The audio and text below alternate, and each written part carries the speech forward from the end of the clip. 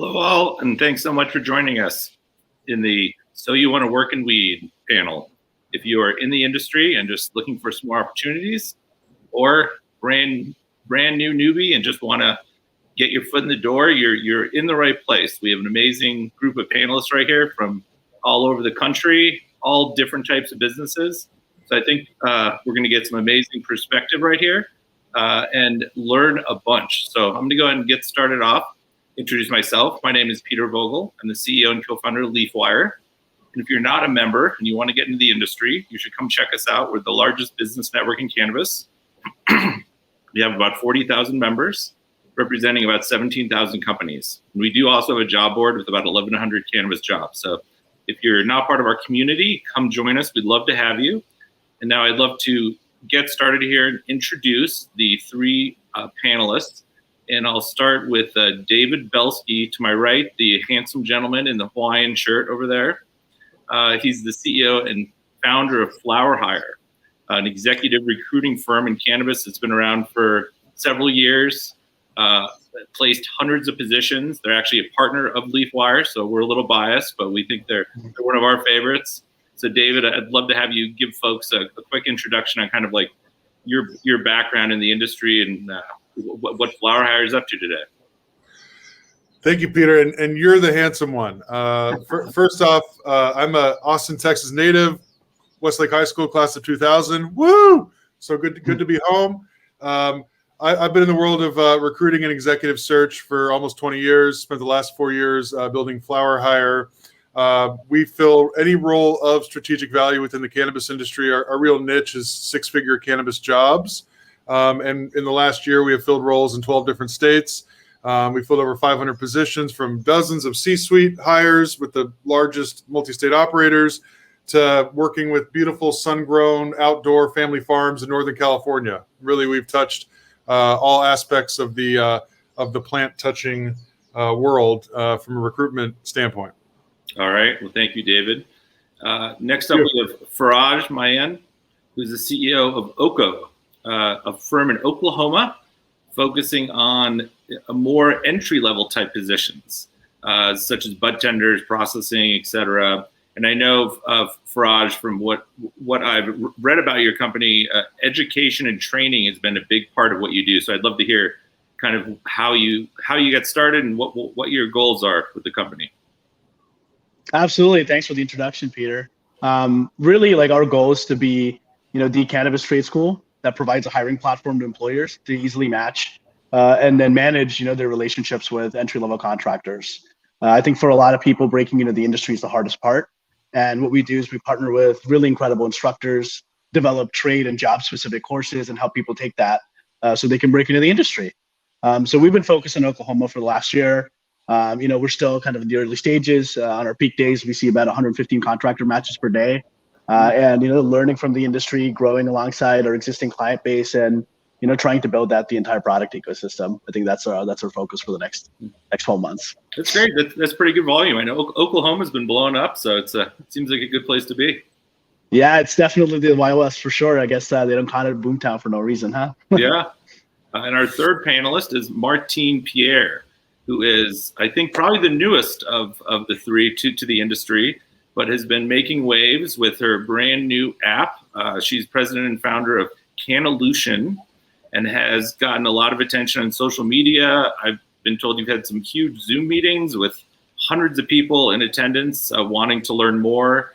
And the app is focused on helping Black, Indigenous people of color learn more about the industry, get some training, and kind of figure out how to find their place within the industry. So I'd love to hear kind of what drove you to get started. It all started with a tweet. Like, you hear about people going viral all the time, but like, this was definitely unexpected for me. It all started with a tweet. Literally, I tweeted out, I said, hey, I want to start a Slack community to help more Black and brown entrepreneurs get into the cannabis industry. Would you want to join? I'm thinking like only 2 or 3 people are going to respond to this. I had over 2,000 responses, over 4,000 retweets, and like almost 2,000 DMs. By the way, I still haven't gone through all those DMs. I can't. But a lot of those DMs ended up being people from the industry who said, hey, I love what you got going on right now, and I would love to help. So when I think about this app that I'm creating, I think of it as somewhat of a HBCU of cannabis, a masterclass of cannabis, so to speak. It has a social network element to it. If you're familiar with Clubhouse, we have drop-in audio. So it's definitely something that is pretty cool and new to the industry, and hopefully it'll disrupt it in a meaningful way.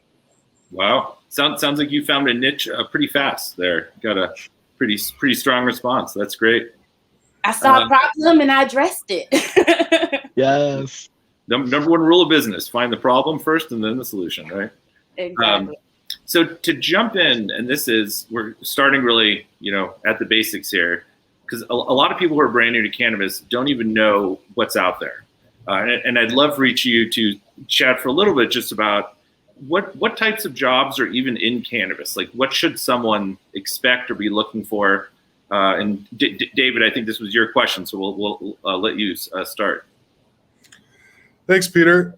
I think the first thing to think about is that a vertically integrated cannabis company has more of a diversity of job type and job title than probably any other company out there, considering the fact that cannabis is part agriculture, part manufacturing, part consumer products, part retail, with a whole lot of compliance thrown around. So I think the unique thing about cannabis as a job creator is it really does create jobs from all different levels of the career ladder, from frontline workers in retail and light industrial, and actually a growth industry, to departments that you would see in any other industry. So if you're a marketer, if you're an accountant, if you're a salesperson, well, companies in cannabis need to hire those type of folks, right? So not to mention, outside of the plant touching companies, there's a whole realm of the ancillary world that's selling goods and products and goods and services to cannabis. So truly, it is possible to find anything that you are good at, to find a niche working with, in, or supporting the cannabis industry. And Farhaj or Martine? No, I don't disagree. Like, I pretty much did the same. Like, I literally transferred my marketing skills into cannabis. I got lucky. I got a gig working for a company out in California doing their social media marketing. And I already had a social media marketing background and a content marketing background. So it just pretty much fit. Yeah, our core focus over, the last year is primarily building the cultivation side and also working with some vertically integrated operations. And I think, like, from our perspective, we see like two types of cannabis jobs. And then, the third is the ancillary. But the two that we're like looking at is primarily like high context, low skill, and then high context, high skill kind of jobs. High context, low skill is jobs like trimming, defoliation, cloning, topping, fimming, where somebody could easily be upskilled within a day, given context about the farm's SOP. The next thing you know, they can keep coming back to the farm and looking for sequential work. Pretty easy to break into, especially if you have the right opportunity. And then, as you start to go up the ladder, you start to get more integrated into the day-to-day, like life cycle of the plant in itself within the operation. There's years of experience and years of trial and error and a lot of context that comes into play, especially if you're looking at a higher level cultivation role, or even like somebody who manages all the electricity, all the appliances and the water within an operation. So we've been kind of like taking like a third eye view to try to see like what kind of jobs are available just within the cultivations. But like David mentioned, it's such a widespread. And I think, there's so many transferable skills from existing prior industries that can come in and set you up for a lot of success in cannabis. So that's something we're really excited about. Yeah, that's great. I had a comment on that. What's really surprising for a lot of people when they look at careers in cannabis is the idea that cultivation really is the pound for pound job creation champion for this industry right now. Absolutely. Because there's no interstate commerce. So let's say Texas legalized cannabis tomorrow, which hopefully they will.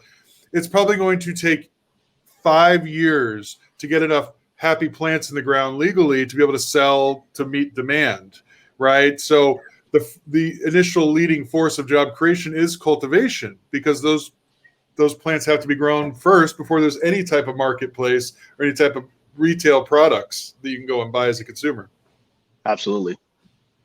Yeah, I think a lot of people new to cannabis don't know about the ancillary side quite as much and don't understand how huge that is. The numbers you see from places like New Frontier Data and others are 250 to 300,000 jobs that are licensed, but then there's probably 3 to 4 times as many that are ancillary that depend on the industry as well. That a lot of complete newbies to the industry don't even know like all that's available. How wide the industry really is.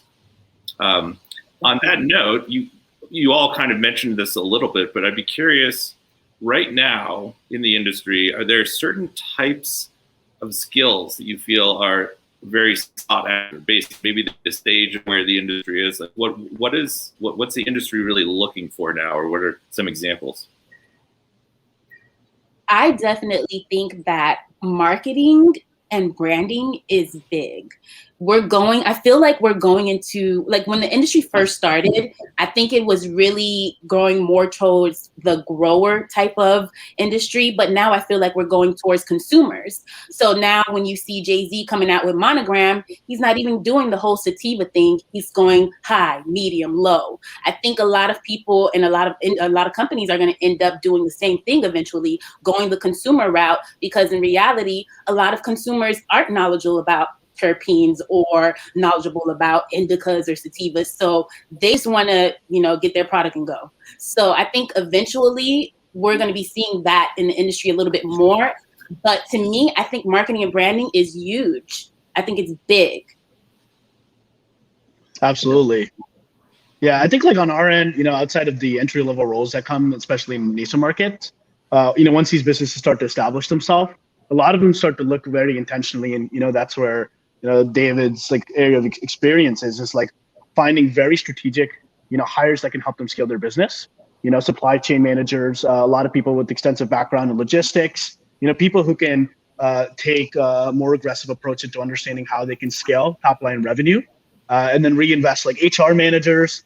I think we're seeing a lot of interesting skills transfer over to the cannabis industry, to where even chefs are kind of quitting their full-time restaurant jobs and coming in to launch product lines and make sure that quality control is under order. So it's cool, and I think there are so many more jobs that we haven't discovered yet. To your point, Peter, like I've talked to some services business here, from HVAC businesses to even plumbing companies, that have pretty much focused in and narrowed down their entire point of focus to specifically cannabis clients, and they're bringing millions of dollars a year. So it's really awesome to see that. Yeah, I think that the biggest sort of career paths that I've seen that pivot into cannabis and like management and leadership roles are fairly obvious, probably. Agriculture, consumer products, those wine, spirits, beverage, retail. Those type of industries definitely have translated fairly well. I think that in cannabis, the qualities, success in another industry doesn't mean success in cannabis. I think the traits that a leader needs to have tend to be entrepreneurial, like they've operated without a net before. I think a few years ago, I saw a lot of companies wanted that Diageo executive, but if that person had never worked in a startup before, they really weren't quite relevant for cannabis yet. And it's also important to have a relationship with the plant, because organizations in this industry are mission driven. And if you're just a capitalist, you were probably weeded out in 2019 when the capital markets fell apart. But if you are in it because you believe in the plant and you feel like what you're doing for work makes the world a better place, what you find is that you align culturally with a lot of the organizations in this industry, whether it's the big ones or the small ones. They share that sort of purpose. And, from sort of the mid-management level roles that I've seen a ton of demand for over the last 6 to 12 months, that sort of plant manager type, someone who's running like a manufacturing facility or a logistics warehouse, that sort of person to run a production facility in cannabis is important. Retail GMs, retail leaders obviously comes up quite a bit. Back office sort of HR is definitely in demand as this industry continues to hire and these organizations scale. And then people that are good with numbers and forecasting, whether it's cost accountants, whether it's supply chain analysts, those type of skill sets this industry needs, because the margin for running a profitable cannabis business are very thin often because of 280E and other tax reasons. Yeah, that's a really good point. So a lot of people have skills outside of cannabis, and I think a lot of people aren't clear on how do they really translate that into the cannabis industry. What steps do they take? How do they kind of see if their skill sets are applicable to the industry? Like where should they get started with that? If you're an accountant and you want to figure out, does this apply to what cannabis companies are looking for? Like how would one go about that? I mean, I like to lead with education. I mean, educate yourself on the industry, on the different nuances to whatever your role is within cannabis. As an example, you mentioned accountants. Like most job descriptions that you can find on Indeed featuring the keyword cannabis and accountant would refer to something called 280E. And, what is that? I heard that before. So research, inform yourself in terms of what type of companies are hiring for this and what they do would be my first suggestion. But then what you see is that accounting in cannabis, you might have to work with different, ERP systems and things like that, but it's still following GAAP. They still want a CPA, they're still following IFRS, it's like transferable stuff to other industries for sure. Right, for sure. And I would say, like, connect with people who are already in things that you want to do. I think for me, like, one of the most important things that I did was I would go on LinkedIn, I would go on Twitter, I would go on Instagram, and I would connect with like-minded people, because then I'll be able to see, okay, I can gauge this. What can I do here? Oh, they're giving me ideas. Oh my God, this is so amazing. So I think connecting with like-minded people is really important, especially when you see yourself being in this industry. 100%. To David's point, I think, really getting excited about the opportunity to learn, because this industry is technically nascent. And then there's so much, velocity in terms of change that's happening on a day-to-day basis within each individual state. It's honestly hard to keep up. But I think, if you're really excited about learning, if you're willing to put yourself out there, go check out some of the existing curriculum that some amazing companies like Oaksterdam, like Greenflower have put together. Hop on LeafWire, network with other people in the industry, show up to events. I think you can quickly start to build a base of early level clients where you could probably offer your services at a discounted rate, not that you need to, and build experience, because once you have an amazing portfolio that you can highlight, what I found for the most part of word of mouth is like the strongest, acquisition engine, when you're talking about meeting new clients and working with them. So if you do somebody good and they really appreciate your work, I can guarantee you they have a network of other similar businesses, growers, retailers, people that they know of who could use your help. And that's how you start to climb up, be generous with everything that you give, and, don't be afraid to ask. And I would say start with yourself too, because I think for me, what I also did, like I started blogging on my own.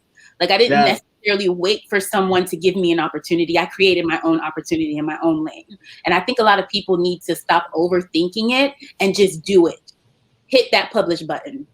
Period. I agree. And you got to remain humble in the sense that no matter what you've done in your career, a lot of it will translate. But at the same time, I think society programs us to look at career as as a ladder. Oh, I'm an accountant. Now I'm a senior accountant. I'm a controller. I couldn't possibly be an accountant. That'd be a step back in my career. When in reality, in cannabis, it's not a mature industry. You just need to find a fit in your lane within this industry. Realize that will probably come with a pay cut. And I know that that's not doesn't work for everybody, and that's okay.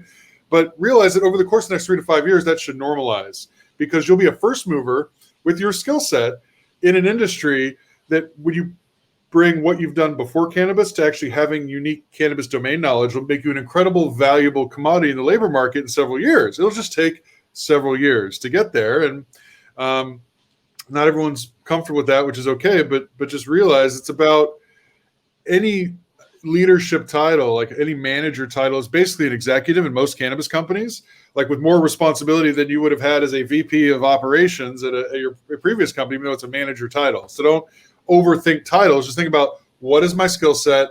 What is the lane I'm looking for? Let me get that experience. That's great. I think that's all very good advice. And Martine, I don't know, did you have something to add there? Oh no, I said agreed. Oh, Like, okay. Yeah. Yeah. I think it's interesting. You mentioned for Farhaj, you mentioned the word of mouth. I feel like that's bigger in cannabis, almost in most other industries. And I think it's because it's been in the gray market for so long, or black market, that it's finally above board, and people like meeting each other. That's why conferences are so huge. So I think it'll be great to have conferences back, to have those personal one-on-one connections. I know we were all talking about this beforehand. We're all ready to get back and make those one-on-one connections. And I think that's a huge thing too, is actually just showing up, letting people see you at multiple events, so they know you're in it for real. You're committed to the industry, and those, one-on-one relationships where you do go out of your way and do something for people, then they remember that, right? And I think that does a lot for you in the industry. Yeah, we internally, we kind of joke about it. Like, SaaS companies don't work in cannabis; they have to be tasked, which is trust as a service. And what you're working on continually is to build more trust with the clients that you work with, support them, and make sure you're there to take care of them on their days of need, so that you can have a long-term business relationship. Yeah. The responsibilities of people who work in cultivation facilities are quite immense. On a day-to-day basis, they're at risk of anything absolutely insane happening. So I think it's a really big leap of faith if they take the time and the money to invest in your business to help take care of a lot of their needs. And you have to reciprocate that with your company too. By the way, you should probably trademark trust as a service. I haven't heard that before. That's pretty cool. Yes. Yes. Bain Capital's going to steal that. Yeah. Take it. So here's a question I've gotten from lots of people from outside the industry is, what should people know coming in? What's different about being in the cannabis industry? What should people be prepared for or know in advance before they come into the industry, if anything? Everything. Be prepared to get deleted off social media. I got deleted so many times. Wow. Get deleted. Everything is different. I think you really have to be someone that has strong will, because I'm not gonna front. Some days I wake up and I'm like, am I sure I want to do this still? Because it's a hassle. It's not a bad hassle, but it's a hassle. Yeah, I agree with that. I think cannabis is not a big Lindsay Lohan after party in terms of working in the industry itself. It's a lot of hard work, actually. Now, the good part is you have incredibly intelligent, creative, entrepreneurial people working together, solving complex problems, making the world a better place. But the reality is, it's less stable. There's no work-life balance, and realistically, it's a lot harder to do things that should be really easy, that are easier for other businesses. As an example, a dispensary with a few $1 million in sales a year should be able to get a small business line of credit to flip their payroll, right? But you can't do that in cannabis, right? And that's just one example. So you have to work harder to find solutions. Now, if that's because you believe in something, it becomes worth it. And it's almost polarizing. You find in this industry such a collaboration still, even between competitors, because people are still trying to figure it out, and at the end of the day, it's still federally illegal. So it is us against the man. Absolutely. Yeah, I think you definitely have to come with an open mind and be very susceptible to learning from the people. And it's not as fun as it looks. I can't tell you the amount of times we have people who apply, go through the entire certification process, actually do an 8-hour day trimming. And then they're like, okay, maybe this is not it for me, and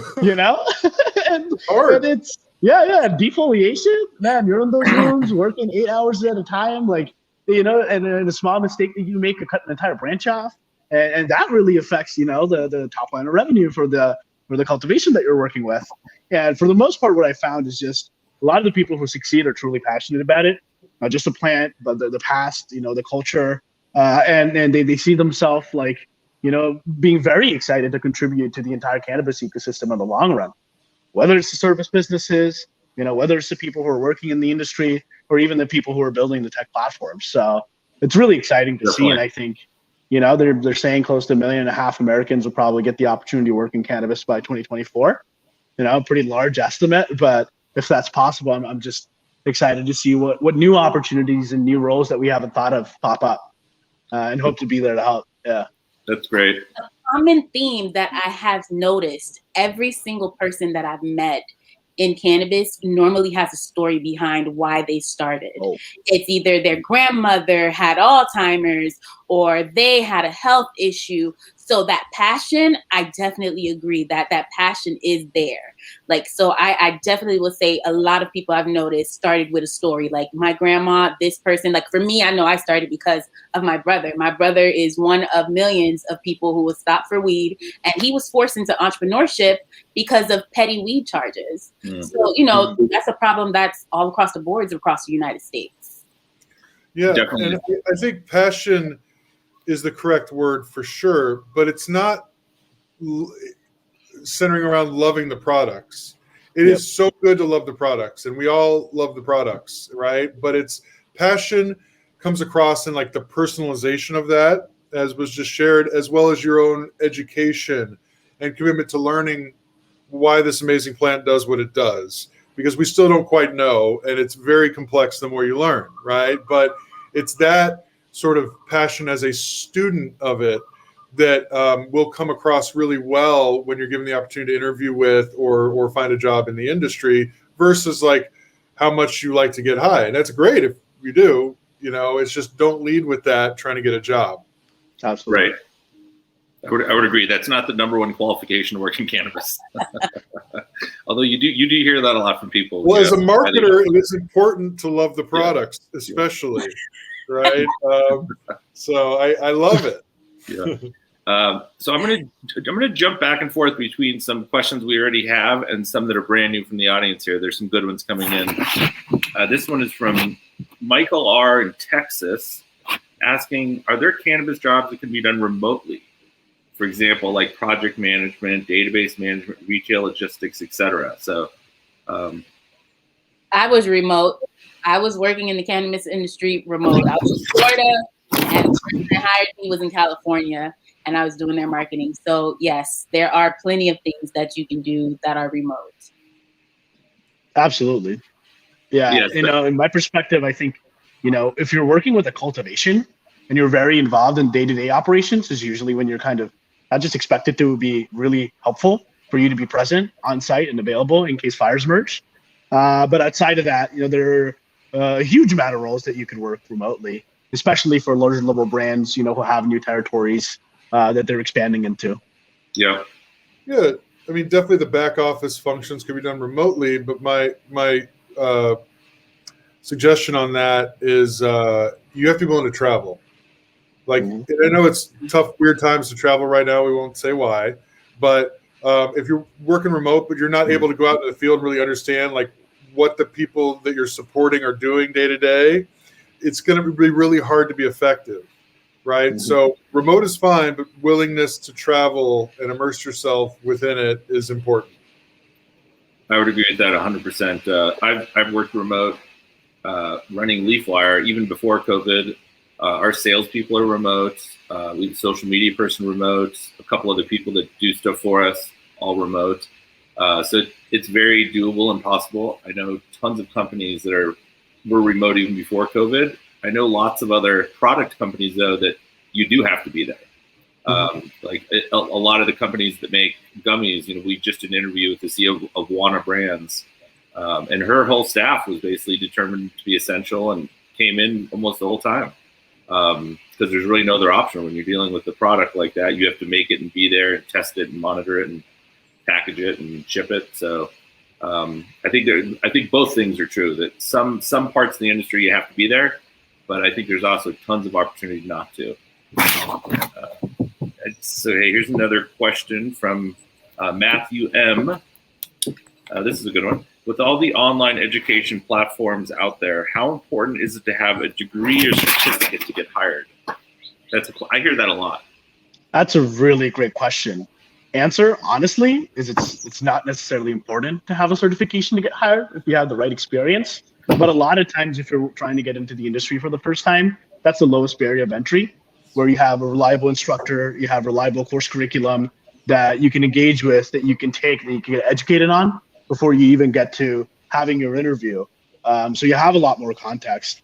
With us too, like we've been like experimenting a lot on the fringe to understand how education leads to job readiness. And I think it works for a lot of roles in a self-serve remote way. And then for a lot of roles, it's very important to be on site and to get experience working with the actual plant. And, there's some middle ground there. So, we're experimenting a lot to see how, somebody could take a course at their home and then end up working at an operation the next day and get supported by people on site. But, the one thing that I will say is also don't, the courses that you take it as the golden standard for what works. Every single farmer has their own secret sauce and their own SOP.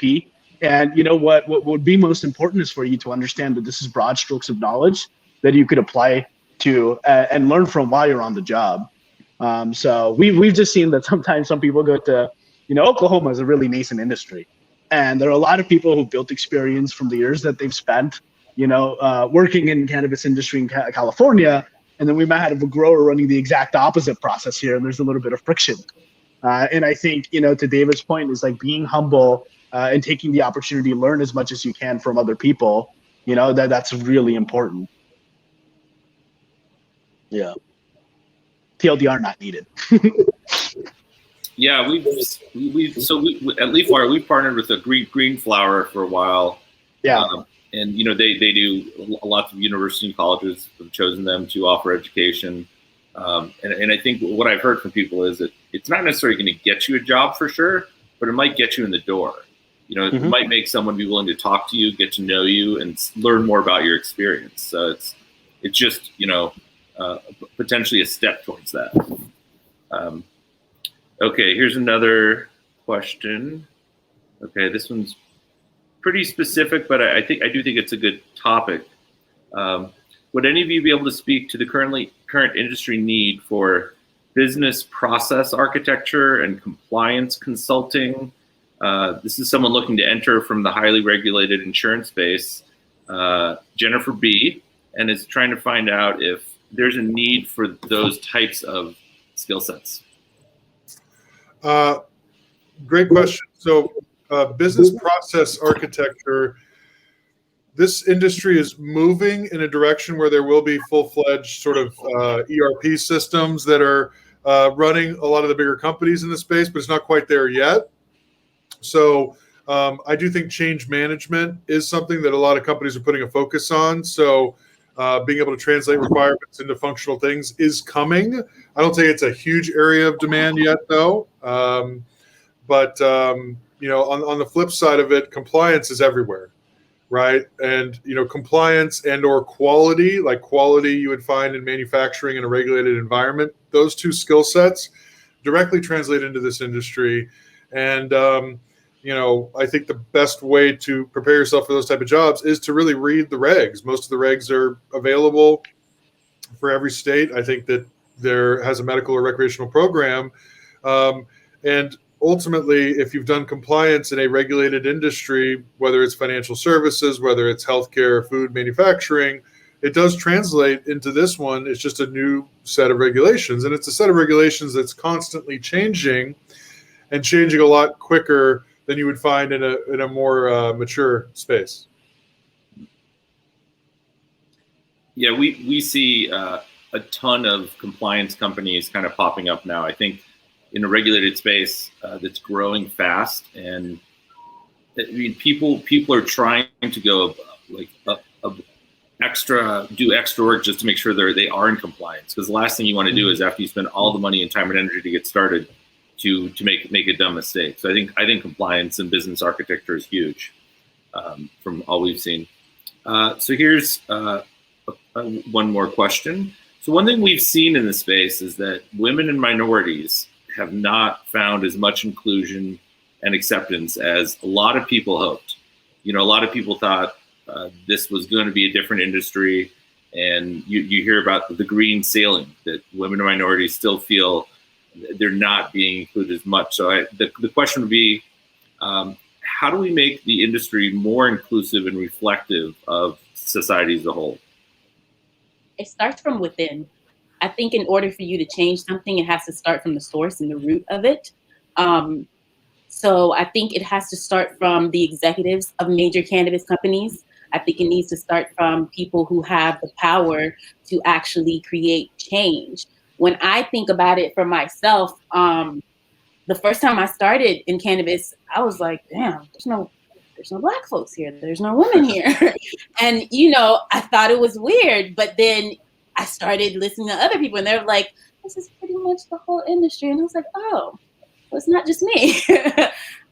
So I think it starts within. If you want to see changes in this industry, it starts with you as an executive. You have to be the one that puts your foot down and tell people in your company, hey, we have to start doing this. What are ways that we can make this better? Finding solutions. I think we spend so much time talking about the problem and we don't spend enough time talking about the solution of how we're going to fix this. That's great. Yeah, And, I mean, on my end. Oh, go ahead, David. Oh well, the execution of it is very complex, for sure. And I think that what needs to be agreed on is that for this industry to work, the legal cannabis industry to work, needs to be representative of the communities that use cannabis. And if it's not, then it's never going to succeed, and you'll always be competing with the traditional markets, right? So a path into the legal and regulated market for all folks needs to happen. And I think that it's not enough to offer a path to a license for a social equity holder. You have to also offer access to capital, or they're not going to be able to do anything with the license. They're going to be people are going to be taken advantage of. And I think that New York has put forward some very progressive legislation in their new bill, taxing some of the multi-state operators, the sales, in order to provide capital to social equity license holders, which I think has a lot of promise. I do think it top of mind for operators in the space that we work with is they do value diverse, leadership teams, and it's been something that was not necessarily reactive either, as you find in other industries. Ever since I started this in 2017, I swear almost every single company said, I would love to hire women and people of color in these roles. Please prioritize, those type of folks for me. And so it is a complex thing to get correct 100%. But I think it does start with having the conversation and bringing awareness. And we can all work to make it as good as it possibly can be. It needs to change and improve. Yeah. I mean, I could touch base on it a little bit too. At Oakville, we have two core beliefs. First is we think it's absolutely, pardon my French, but diversity is not a pipeline problem. That's bullshit. People have to be intentional and inclusive about making sure that their offers are represented and accessible to people who are from other communities, and, I've seen a lot of different companies, take their hand at helping with, recruitment and staffing, specifically at like entry-level jobs in cannabis. And, for the most part, to necessarily represent, the demographic who's looking for work. Unfortunately, because a lot of license holders are getting into the industry for the first time, and the industry is like pretty opaque to find credentialed talent, they just rely on finding friends and family members. And, it's not a surprise to us that 81% of licenses are owned by white men, and, the industry, like from an equity perspective, is completely lopsided. And really, our second belief is that education will solve this problem. If we can make really high fidelity education from a business operations perspective, from a trade perspective, available to people, we can use our credential arbitrage to back them, help them get to work, build experience in the industry. Then eventually they'll be prepared to launch their own business and actually own equity in the business, which is their path to create wealth creation, right? And that's the issue, is not a lot of people are putting their best foot forward to create these pathways to success. And, I think it's really incredible. There's been a big movement. There's been a big change in mindset, and a lot of companies are actually starting to take this seriously, and it's not just a PR stunt. And I'm excited to see it. We can already start to see the new wave of people of color breaking into cannabis, people of all genders breaking into cannabis, and inventing and even like catering to a much larger, much more appealing audience, because they, create brand and message products for the people that are just like them. So I think there's going to be a second, wave or reconnaissance of sorts that's going to happen. And a lot of that is going to have to start with education. And finally, honestly, for the most part, it's the state's responsibility, especially if they're generating tax dollars, to take workforce initiatives very, very seriously. And to David's point, that's what I think New York showcase, in a lot of their progressive policies. But that's how you help people break in. They have to put their best foot forward, and they have to prioritize getting a lot of the people who are disenfranchised by the industry to market, working, and building experience. So a lot of work to do, but I'm glad that we have people like us in this room who can work hard to make it happen. Great. Yes. Yes. Yes. Can I clap up for that comment? Yeah, of course. Yeah. Yes. So we have. I would say that I think we have to change the DNA of the ownership in cannabis. Facts. At the end of the day, if it's continuously being owned by just white men, that's who's going to run the executive suites. They're not thinking about, and like Farhaj said, they're not thinking about hiring people they're going to hire people who look like them. They're not thinking about hiring people who are outside of the realm of themselves. Because even when I started in marketing, I rarely saw Black folks in the marketing. I rarely saw, even when I looked at major companies, I rarely saw people. I scroll through their Instagrams. I don't see Black folks. I don't see Asians. I didn't even see the elderly. And I was kind of surprised because we all know the elderly can smoke. So I was really surprised that the industry only catered to this skater dude, kind of the look of David, they kind of, want some Jesus. That's the only imagery I saw in cannabis when I started. I didn't see anything else. It's now I'm starting to see a little bit of their marketing having a little bit of a splash of color, like a little splash. And I'm like, okay, we're getting somewhere. That's great. So we have 2 minutes left. So I was going to give each of you 30 seconds to give, if you had a piece of advice to job seekers out there and or a resource maybe that you would recommend that people go look at for help kind of finding their way. So David, if you want to start, let's try and keep it to 30 seconds so we can get it.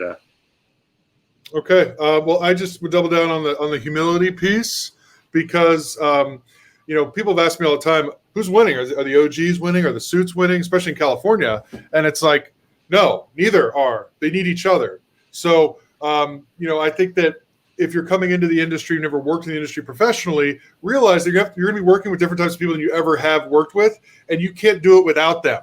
So if you're not uncomfortable with that, then this probably isn't the right industry for you, right? So it is that combination of, there are people that have been growing cannabis and selling cannabis for 30 years or more that should be part of this legal industry, that have to be part of it because they've done it. They know how to do it, but they also need people that know how to, file taxes and, market on digital and social media around them in order to support them and be successful. So got to be humble. Okay.